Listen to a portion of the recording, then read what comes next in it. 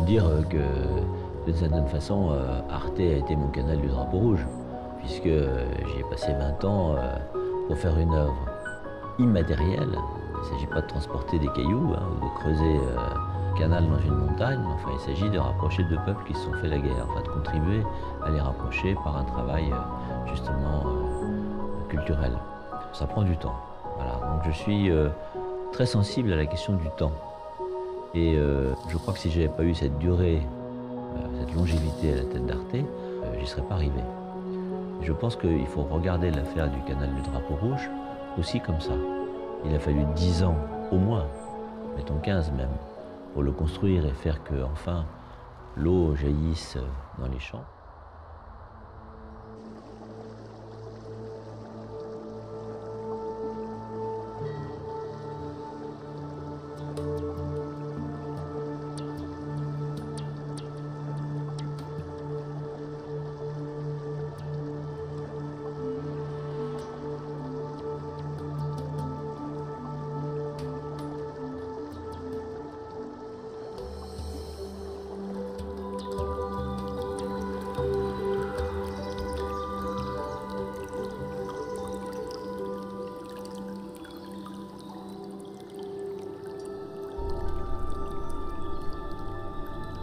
Oui, c'est des dessins de...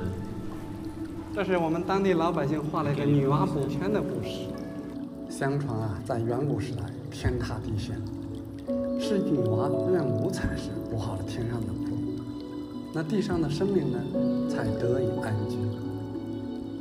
Très intéressé dans la discussion d'entendre que tout ce qu'on nous disait à l'époque, c'est-à-dire comment Nuwa répare le ciel.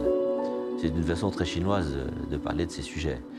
Il faut, pour un Européen, c'est pas évident de comprendre ce que ça veut dire. Je comprends simplement que c'est pas anodin et que derrière ces formules très poétiques, ce qui m'a semblé comprendre, c'est que à l'époque de Mao Tse-tung, on était dans la période des grands travaux. On était dans le grand bond en avant, des projets énormes. Tout ça a été nécessaire, tout ça a été fait. Voilà. Aujourd'hui, c'est plus tout à fait la même chose. Je pense que cette époque-là est terminée et qu'on est plutôt, si je comprends bien la signification de réparer le ciel, dans les questions d'harmonie entre la nature et l'homme. C'est sans doute influencé par les questions écologiques, par les problèmes climatiques, par tous les problèmes de dérèglement de la nature.